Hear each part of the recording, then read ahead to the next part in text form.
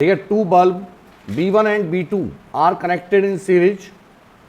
Two bulb B1 and B2 are connected in series with an AC source of EMF, with an AC source of EMF 200 volt, 200 volt as in figure,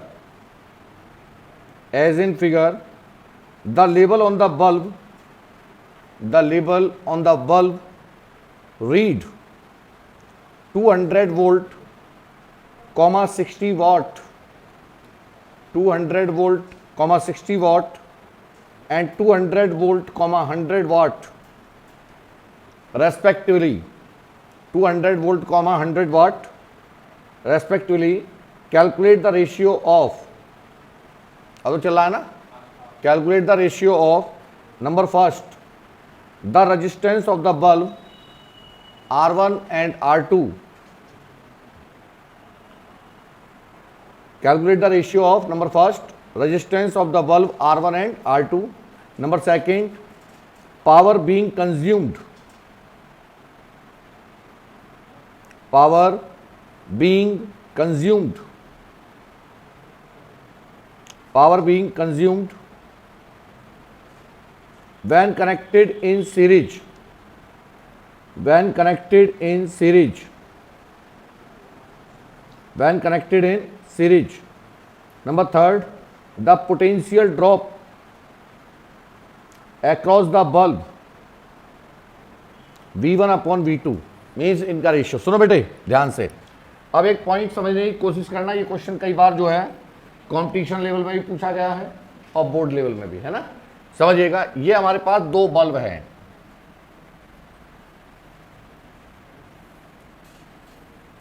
ये हो गया first bulb, ऐसे मान लो, और ये हो गया second bulb.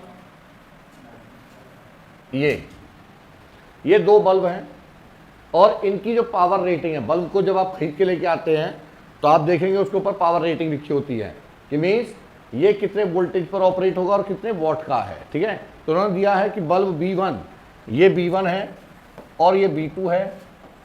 B2 are connected in series with an AC source. अब मैंने इन दोनों को कनेक्ट कर दिया AC सोर्स के साथ. Both are connected in series with AC source of EMF. अब यहां पर ध्यान रखिएगा, ये EMF है, AC सोर्स है, तो it is the symbolic representation. और कितना है EMF, that is equal to 200 है. कितना है 200 वोल्ट. अब सुनो बेटा ध्यान से, यदि मेरे पास जो सप्लाई वोल्टेज है वो कांस्टेंट वैल्यू गिवन है, कैसी है, या करंट मेरे पास कांस्टेंट वैल्यू है, इसका मतलब वो RMS वैल्यू गिवन है. कौन सी है हमारी RMS, कौन सी है, तो 200 है तो RMS है. यदि ये होती 200 sin 3140 तो इक्वेशन की फॉर्म में होती तो क्या होता, मैक्सिमम वैल्यू गिवन होती. क्या होती हमारे पास, बात समझना ध्यान से. यदि एक सिंपल कांस्टेंट वैल्यू है तो RMS है, और यदि इक्वेशन की फॉर्म में है तो क्या है, मैक्सिमम वैल्यू. तो वहां से हम RMS निकाल सकते हैं on compare with the standard equation. तो ये कैसी है हमारी, ये है RMS. Point to be noted. यदि करंट यहाँ पे दे रखी होती 2 एम्पियर, तो 2 एम्पियर कैसा नंबर है, कांस्टेंट की वेरिएबल, कांस्टेंट है, तो इसका मतलब RMS है. और यदि वेरिएबल है जो साइन की वेव फॉर्म में, तो कैसा हमारा मैक्सिमम है. ठीक, अब बताओ पहले वाली रेटिंग कितनी रखी है, the bulb levels on the bulb read 200 volt. ये बेटा इसकी रीडिंग है बल्ब की, इससे कोई मतलब नहीं है इसका. 200 वोल्ट 60 वॉट, 60 वॉट. ऐसे ही ये कितनी है 200 वोल्ट 100 वॉट. ये इसकी रीडिंग है बल्ब की. चाहे मैं इसे लगाऊं चाहे ना लगाऊं, ये मैक्सिमम कितनी वोल्टेज पे ऑपरेट होगा, 200 पर. और इसकी वोल्टेज कितनी है 60. इसकी वोल्टेज कितनी है,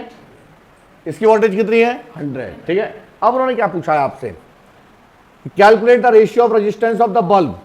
क्या पूछा उन्होंने, calculate the ratio of resistance of the bulb. तो बताओ जरा, ये दोनों का रेजिस्टेंस निकालना है. इससे मतलब नहीं है किससे कनेक्टेड है. यदि ये बल्ब अलग अलग भी होते, यदि ये बल्ब हमने कह दिया ये अलग अलग बल्ब है, बताओ इनकी रेजिस्टेंस का रेशियो क्या है. तो बताइए, पावर इज इक्वल टू क्या होता है बेटे, पावर इज इक्वल टू होता है P is equal to I square R होता है. क्या इसमें आई दे रखा है? नहीं। तो एक और होता है V square upon R. R क्या वोल्टेज गिवन है, पावर गिवन है? यस। तो इसका मतलब मैं क्या लिख सकता हूं, R is equal to V square upon P. अरे आई बात समझ में नहीं है, जो डेटा गिवन है उसके रेस्पेक्ट में हमने इक्वेशन लिखी, रिलेशन लिख लिया कि भाई वोल्टेज गिवन है। इससे अभी कोई मतलब नहीं, मैंने इसे कनेक्ट नहीं किया है, खाली मेरे पास बल्ब है, उनका रेजिस्टेंस बताना है। तो मैक्सिमम रेजिस्टेंस कितना हो सकता है? तो R is equal to V square upon P. तो बताओ बेटे, R one upon R two, R one upon R two पहला question, R one upon R two पहला part is equal to V one square upon P one into, बोलो, अरे बोलो, P two upon V two square, है ना। अब दोनों की वोल्टेज कैसी है? सेम। तो यानी कि V1 से V2 कैंसिल आउट हो गया, तो P1 कितना आया बेटे? ये P1 60 अपॉन, नहीं सॉरी P2 कितना है? 100 अपॉन 60। ये कितना आ गया? 5 upon 3। This is the ratio, खत्म। अरे आगे बात समझ में? यदि हमें दोनों का रेजिस्टेंस निकालना होता तो क्या करते? 200 स्क्वायर अपॉन 60, ये रेजिस्टेंस आ जाता। इसका रेजिस्टेंस कितना होगा? 200 स्क्वायर अपॉन 100। ठीक, तब रेशियो निकाल लो, बात तो एक ही है। समझ में आ गई बात? रेजिस्टेंस कैसे निकालेंगे? When the bulb are connected. तो बल्ब से घबराने की जरूरत नहीं है, बल्ब आ जाए, हीटर आ जाए, तो सेम तरीका आपको यूज करना है सॉल्व करने का। लिखेंगे नेक्स्ट, क्या पूछा है इन्होंने? The power being consumed when bulb are connected in series. तो बताइए, हमने लिखा power consumed, second part power consumed when bulb are in series. अरे देखिए चल रहा, बंद हो गया। हाँ, सीरीज। तो सीरीज में क्या चीज सेम होती है? करंट। अबे भैया बोला करो, ये मैं क्या पूछ रहा हूं तुमसे, सीरीज में क्या चीज सेम होती है? करंट। तो क्या हो जाएगा? यदि ये सीरीज है तो हम क्या लिखेंगे? Current remain same, current same. क्या पूछा इसने? Ratio of power consume. तो बताओ P बराबर क्या हो जाएगा बेटे? जब करंट सेम कह रहा है तो P is equal to I square R, P is equal to I square R. तो अब करंट सेम है तो हम क्या लिख सकते हैं? P is directly proportional to R। तो that means P1 upon P2 is equal to R1 upon R2। R1 R2 का रेशियो कितना आया था अभी? आंसर खत्म। हाँ जी, ठीक है। नंबर थर्ड क्या पूछा इन्होंने? कहाँ है question? Potential drop across the bulb V1 and V2 का रेशियो। तो यहां पर वोल्टेज कितनी मान ली बेटे मैंने? V1, और इसके अक्रॉस वोल्टेज V2। V बराबर क्या होता है? V बराबर, और बल्ब किसमें कनेक्टेड है? क्या रहेगी? Same current. तो V is directly proportional to, खत्म। V1 upon V2 is equal to 5 upon 3। कर लो, लिखो कि since both the bulb are connected in series, and hence current remains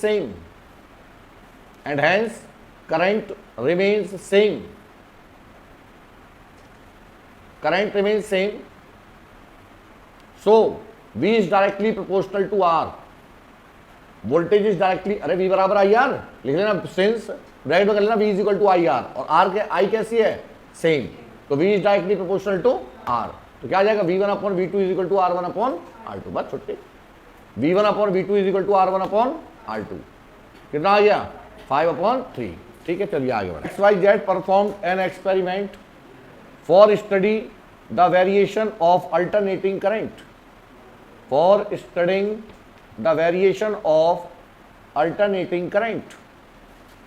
with angular frequency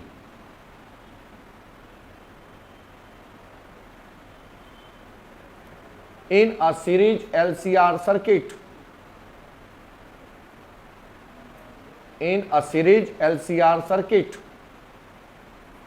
and obtain the graph as in figure.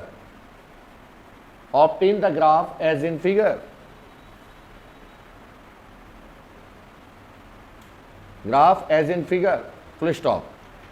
They all used AC source of the same RMS value.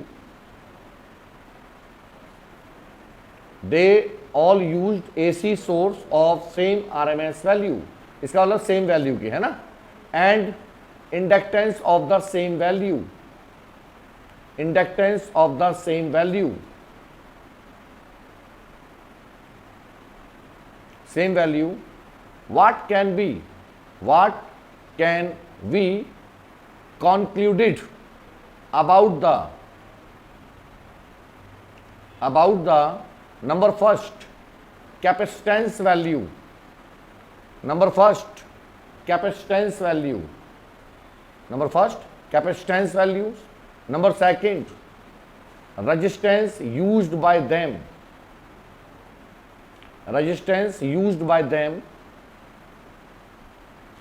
and in which case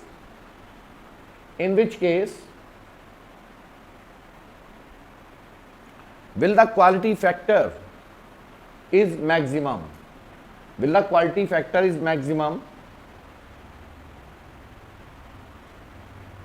next one लिखिएगा, what can we conclude about the nature of the impedance,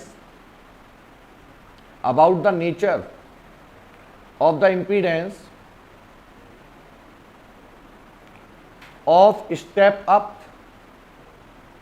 step up नहीं, मैं भी क्या पढ़ रहा हूँ, of setup step up, मैंने कि ये कहाँ से आ गया मगज, ये ट्रांसफार्मर कहाँ से घुस रहा है, a setup at the frequency omega naught, तो बेटे कल जो मैंने बताया था आपको उसी टाइप का ग्राफ है. ये देखिए क्या है, इन्होंने कहा 3 स्टूडेंट ने एक्सपेरिमेंट परफॉर्म किया और तीनों स्टूडेंट ने एक्सपेरिमेंट परफॉर्म किया, साथ में क्या कंडीशन फॉलो की कि एल, मैंने कहा 3 स्टूडेंट हैं एक्स वाई जेड, कौन कौन है एक्स वाई जेड, और तीनों ने सेम इंडक्टेंस की वैल्यू को लिया, एल एक्स बराबर एल वाई बराबर एल जेड, ठीक, और साथ में तीनों की जो वैल्यू है ई आर एम एस की, क्या वही है ना सप्लाई वोल्टेज, अरे आर एम एस वैल्यू तीनों की क्या हमारी सेम, तो ई एक्स बराबर ई वाई बराबर ई जेड.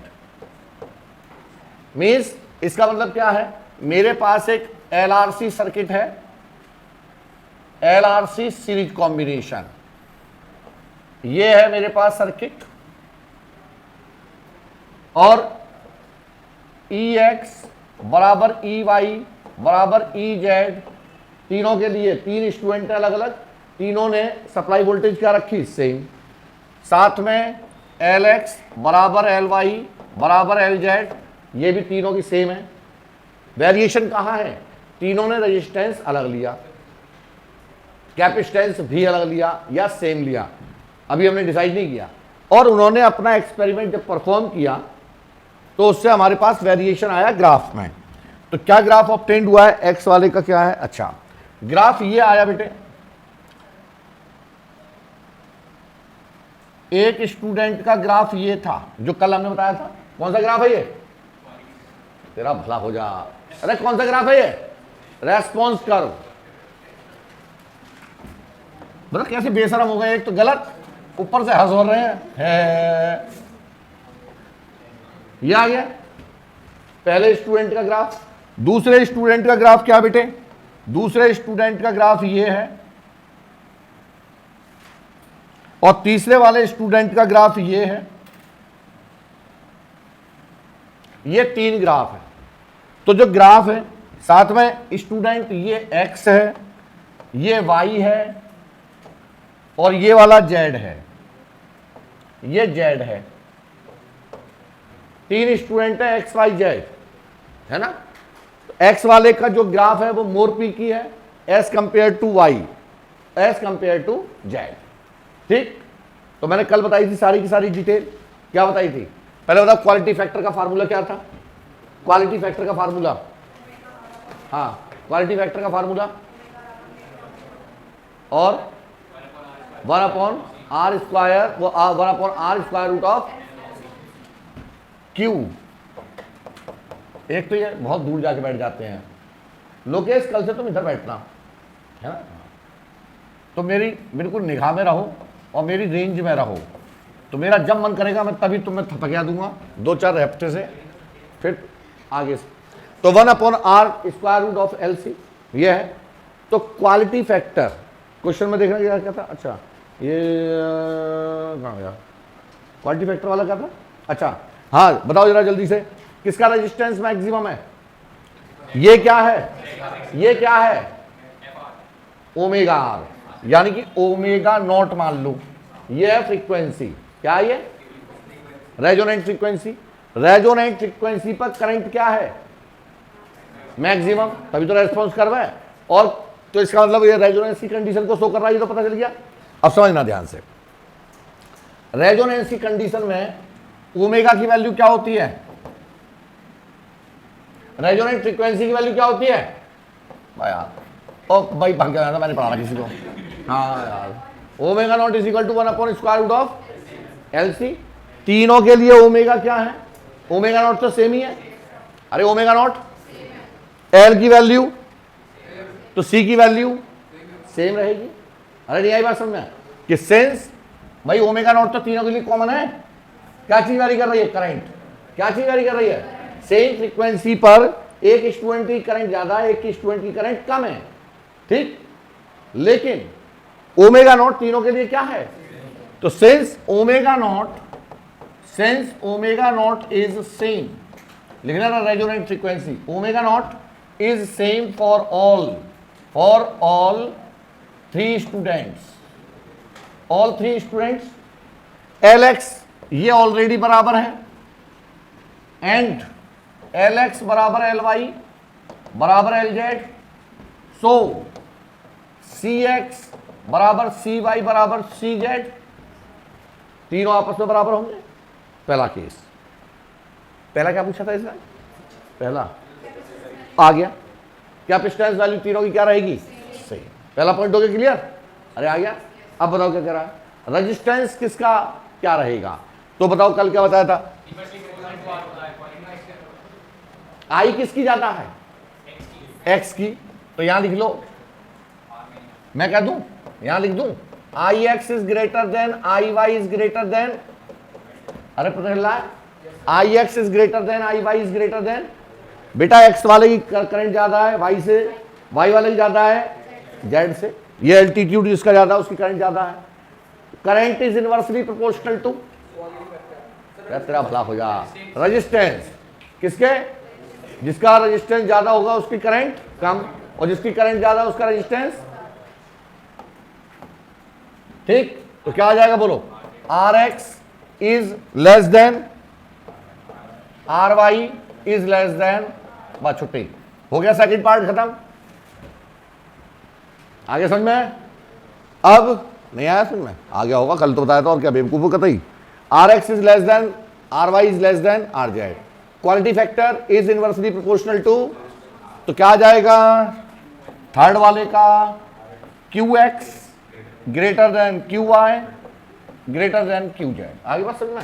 ऐसे बोर्ड में 5 नंबर का क्वेश्चन आ सकता है आपके एग्जाम में, कर लोगे, ऐसे आता है पैसेज, समझ में आ गई बात या नहीं है, पैसेज जो आता है वो इस तरीके से आता है, मतलब ये क्वेश्चन पैसेज का भी करा दें, ठीक है, तो ये पैसेज आने का मतलब है आपको पूरी डिटेल दे रखी होगी, लेकिन इसका मतलब है आपको उसकी इंफॉर्मेशन से साथ में अपने कंसेप्ट से क्वेश्चन सॉल्व करना है, किससे, उसकी इंफॉर्मेशन और अपना कंसेप्ट, जो इसकी इंफॉर्मेशन दे रखी है वो, और साथ में अपना क्या लगाना है कंसेप्ट जो हमने सीखा है, उससे पैसेज सॉल्व होता है बेटे, ठीक, चलिए आगे बढ़िएगा, क्या है इसका इंपीडेंस, अरे यार इंपीडेंस रेजोनेंस है आर के बराबर हो जाएगा, अरे रेजोनेंस है तो आर के बराबर होगा कि नहीं होगा, लिखो चौथे वाले में कि since the setup is in resonance,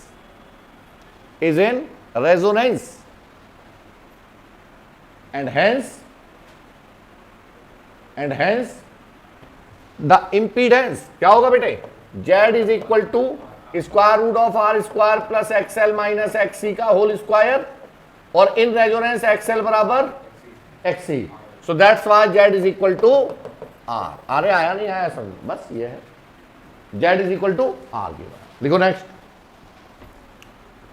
the given figure show how the reactance of an inductor varies with frequency.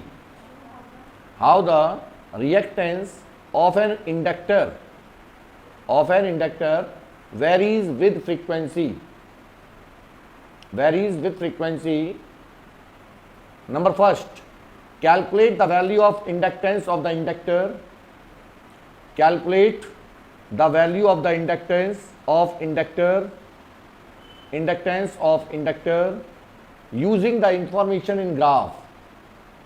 Using the information in graph given in graph. Number second, if the inductor is connected in series, if the inductor is connected in series to a resistor of 8 ohm, to a resistor of 8 ohm, find what value be the impedance. Find what value be the impedance at 300 hertz. ठीक है, 300 hertz. अब यहां समझो, ये graph है जैसे कि मैंने बताया था, किसके वर्सेस है ये, एक्सएल वर्सेस एफ। और देखो भाई बोलोगे तुम सही बताओ, उन्हें तो फिर मैं तुमसे बुलवाऊं। मैं क्या कह रहा हूं तुमसे, एक्सएल वर्सेस एफ क्या होगा, कितने बेसमझ कह रहा बुलवाओ, एक्सएल वर्सेस एफ क्या होगा, XL is equal to 2 pi F L, 2 pi बताया था मैंने। तो बेटा क्या होगा, XL is directly proportional to F, तो ग्राफ कैसा होगा, स्ट्रेट लाइन। तो यदि हम बात करें ये एक्सएल वर्सेस एफ है ग्राफ, तो इसका मतलब ये तो हो गई हमारे पास एक्सएल की एक्सिस, और ये किसकी दे रखी है, फ्रीक्वेंसी की। ये किस पे दे रखी है, फ्रीक्वेंसी की। अब सोचो कि XL is equal to 2 pi F है, और एक्सएल यदि ये वाई एक्सिस है और ये क्या है हमारी एक्स एक्सिस, तो इक्वेशन क्या बननी चाहिए, Y is equal to M X. तो स्लोप ऑफ द ग्राफ क्या देगा, एम बराबर 2 पाई एल की वैल्यू, ये मैंने लिखवाया था कि slope of the graph gives the information about the 2 pi L, किसके बारे में, ठीक है। तो नोट कर लीजिएगा कि इन एक्सएल वर्सेस, इसीलिए करा रहा हूं क्वेश्चन में, मैंने पता तुम नहीं करोगे ना, in XL versus F the slope of the graph of the straight line, ये कर लो, slope of the straight line, slope of the straight line gives information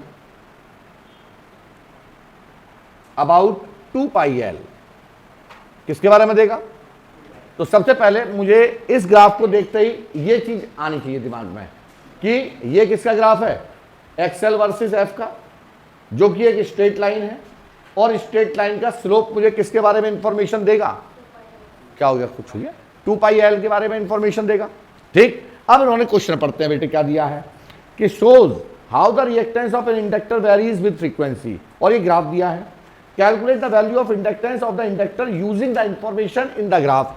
तो बेटा जी ये बताओ ये क्या है, स्लोप क्या होता है, स्लोप कैसे निकालते हैं, tan theta is equal to y2 minus y1 upon x2 minus. तो पहले सुनो, दोनों चीजें सिखा रहा हूं मैं कि यदि मुझे स्लोप निकालना है, slope of straight line, slope of straight line क्या होगा, m is equal to tan theta is equal to y2 minus y1 upon x2 minus x1। तो ये y एक्सिस को रिप्रेजेंट कर रहा है, ये x को। तो पहले क्या करो बेटे, आप इसके कोऑर्डिनेट लिख लो किसी भी 2 पॉइंट के। तो बताओ यदि मैं कहूं इसके कोऑर्डिनेट क्या होंगे, शाबाश बोलो, तो 0 0 0 और इसके कोऑर्डिनेट क्या होंगे 100 2, है ना। तो ये x1 y1 हो गया, और ये हो गए कि नहीं हुए। तो बताइए y की वैल्यू, m की वैल्यू क्या होगी, m की वैल्यू हो जाएगी, अरे अब बोलो 2 माइनस 0 अपॉन 100 माइनस 0, 1/50 आ गई। ये किसकी वैल्यू आई है, ये किसकी वैल्यू आई है, स्लोप की। और स्लोप की वैल्यू किसके बराबर है, 2 पाई एल के, 2 पाई तो इसकी वैल्यू 2 पाई एल की वैल्यू कितनी हो गई 1/50। तो एल की वैल्यू कितनी हो गई 1/50 इंटू 2 पाई क्या हुआ, कुछ गलत कर दिया क्या मैंने? सही तो है, फिर सूर्य को कर रहा है, सही है। कितना आ गया ये 1/100 पाई। यही छोड़ दो इसका आंसर हेनरी। ओम मत कर देना, एल की यूनिट क्या होती है हेनरी। यही होगा और क्या है? तुझे आंसर बता दिया, क्या है इसका आंसर? कहाँ है? 3.18 इंटू 10⁻³ नहीं आ रहा है? क्या आ रहा है? अब दूसरा बताऊँ 1/100 पाई आ रहा है। अब सही आ रहा है? हैप तो सुन दूंगा मैं। हाँ बेटा बेटा सुन नहीं करता रहता है। ये आ गया? अरे बेटा इसको सॉल्व करेगा तो यही आएगा 3.18 इंटू 10⁻³ हेनरी। मैं किताब में देख के बता रहा हूँ आंसर। कह रहा नहीं ये नहीं आ रहा है।